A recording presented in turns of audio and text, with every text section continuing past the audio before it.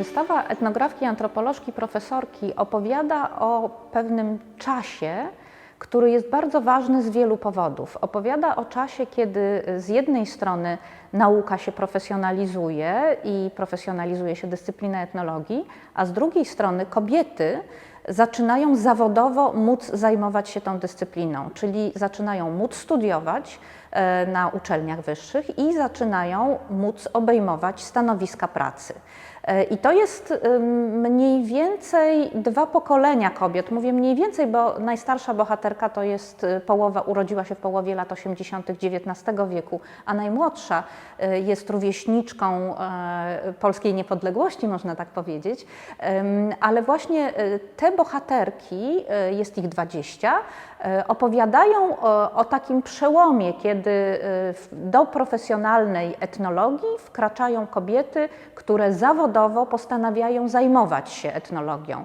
Ona pokazuje zróżnicowanie dróg prowadzących do tego zajęcia, zróżnicowanie karier, ścieżek kariery, pokazuje losy i pokazuje, w jaki sposób kobiety uprawiały tę dyscyplinę i jak do niej trafiały. I wystawa też używa form żeńskich.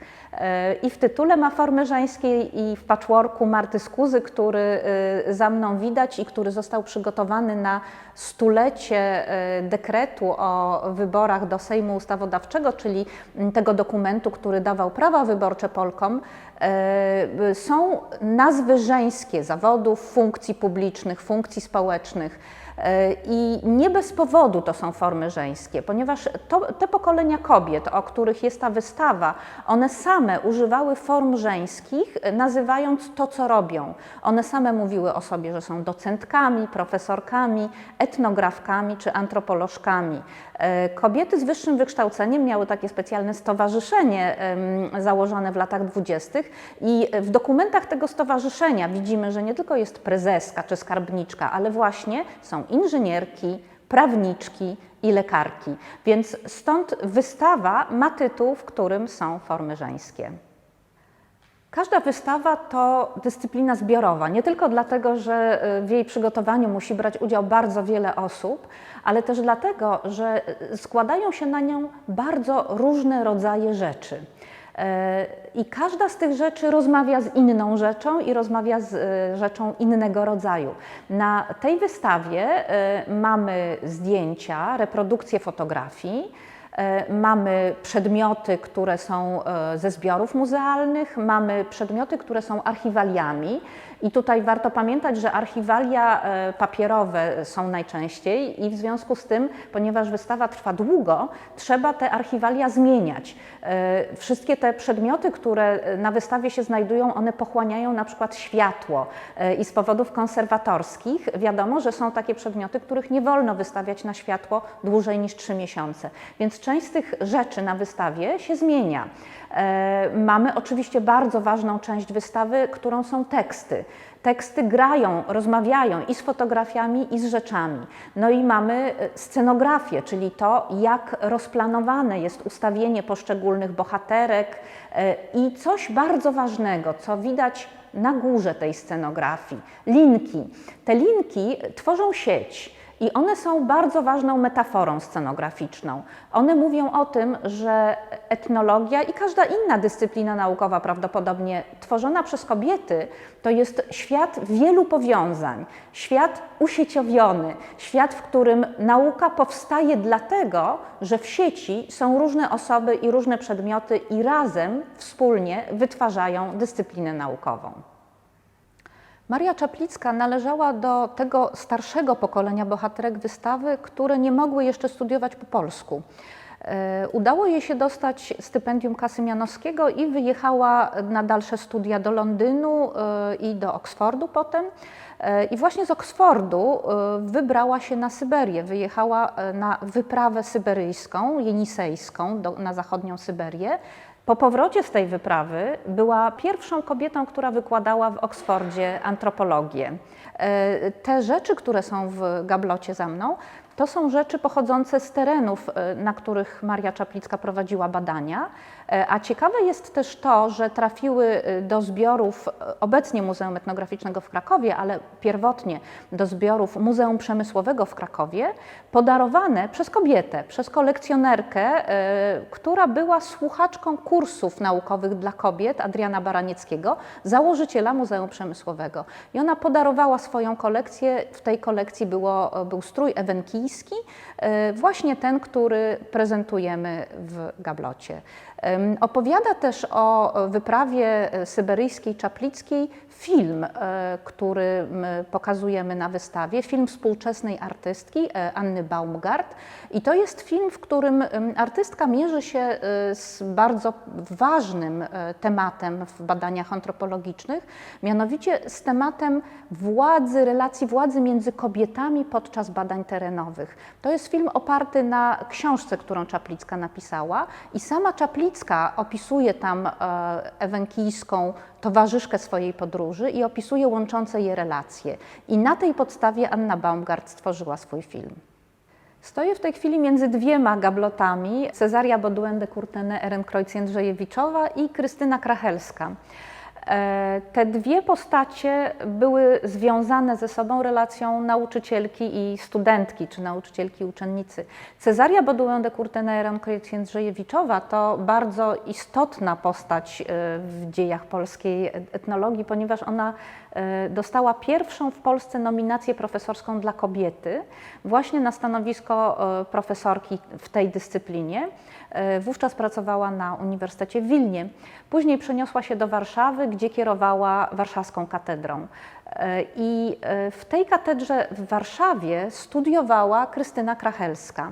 Bardzo zainteresowana etnografią i chyba bardzo lubiana przez swoją nauczycielkę. Miała bardzo dobre oceny zawsze i też w pewnym momencie, kiedy Cezaria przygotowywała wystawę tańców polskich na ekspozycję w Paryżu, na międzynarodową ekspozycję w Paryżu, zaprosiła Krachelską do współpracy.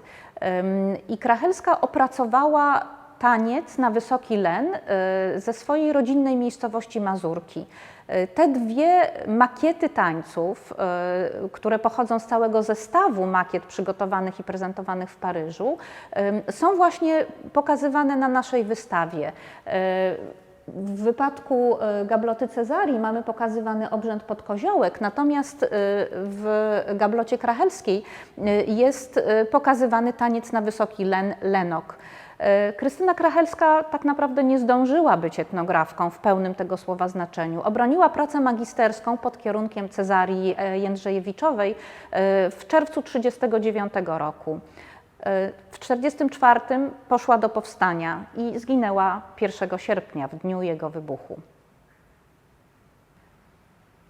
II wojna światowa sprawiła, że niektóre z bohaterek wystawy zdecydowały się na emigrację. Jedną z takich osób była etnografka Giza Frankel, która zaczynała karierę we Lwowie.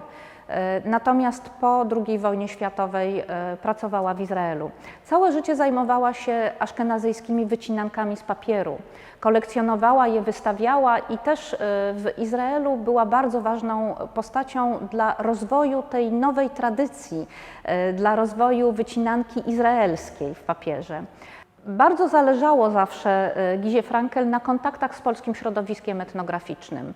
Starała się podtrzymywać zarówno pisząc do polskich czasopism, jak i przyjeżdżając i przede wszystkim utrzymując stały kontakt korespondencyjny. Pokazujemy jedną z pocztówek, które Giza wysyłała do Polski, ale które też z Polski otrzymywała. Ta konkretna pocztówka jest skierowana do Marii Znamierowskiej-Pryferowej, bohaterki naszej wystawy.